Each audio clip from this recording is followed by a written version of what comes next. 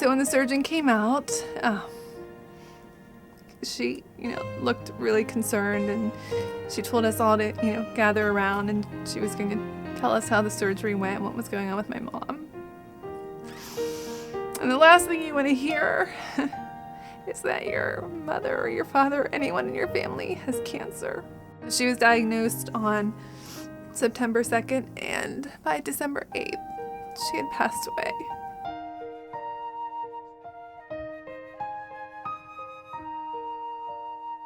When my mom was alive, she knew that I was having really strange issues with my bowels. She would make some comments through the years, even in advance of her mom getting sick. Thin pencil-like stools and a lot of indigestion, a lot of gas. And I know she had some minor concerns, but I don't think either of us realized or thought anything was really wrong. A couple times when I would run and I'd come home, I felt like I had to go to the bathroom, and when I did, it would just come out all blood, and I thought, hemorrhoids. I'm 37 years old, there can't be anything more than just hemorrhoids. After her mom's passing, it became imperative for all the siblings to go in and get checked. I didn't so much fear having the colonoscopy because I heard that it was nothing. I didn't want to find out if I had cancer. That was frightening, really frightening. I had symptoms for 2 years, and I just knew that something was not right, but I never thought cancer. The doctor finally came in and sat down and, definitely had a look of concern on his face, and he told us at that time that she had an extremely large polyp. It was too large at this time to be removed, by him, that it would have to be a surgical process.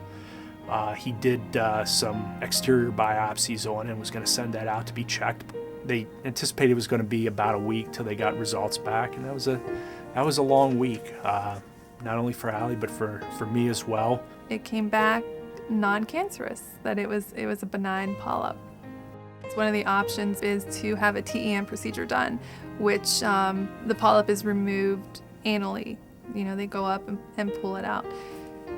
So my sister works with a surgeon in Minnesota, and he's one of only a few doctors throughout the country who performs this procedure. We were sitting in his office with him, and he was looking, through the paperwork and the results of the biopsies, and because of the size, because of how it looked, he looked at me, he looked at my husband, and he said, "I can guarantee you that there's cancer in this." And then you go just kind of blank. He explained what the standard protocol is for rectal and colon cancer. It's chemotherapy first with radiation to try to shrink the polyp. And once that's done, you go in for surgery. You have the rectum taken out, you wear a temporary ostomy bag, you have everything resected, and then you just continue on from there. It was that first day that she went in for her first treatment when she sits down and the nurse comes up. She has the pump, she has the needle injected into her, and when she first puts the needle into her port, I looked over, Alyson had tears rolling down her eyes, and that was when we knew it was real. I just knew that these were the steps I needed to take if I wanted to get well. I had no choice. I think when the first day comes that you have this battle in front of you, I don't think you have any idea of how much goes into it, how much you have to do as a couple. And the good news is the worst part is behind us right now. The major treatments, the surgeries are behind us. So, now we're in a preventative stage, and things will get easier from here.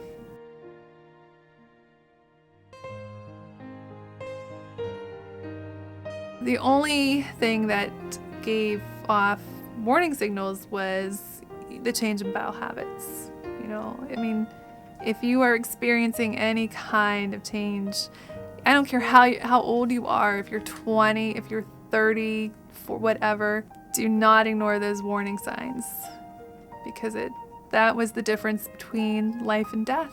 Make sure you're willing and not afraid to seek multiple opinions, collect as much information as you can, because there are differing opinions as far as medical procedures and what's the right or wrong way to go through things. Do not put off getting a colonoscopy. I mean, literally, it was the only thing that saved my life. And if it wasn't for my mom, I don't think I ever would have had the colonoscopy as soon as I did. I probably would have put it off and tried other methods first, adding more fiber maybe to bulk up my stools. I would have just kept putting it off and putting it off. My mom ultimately saved my life.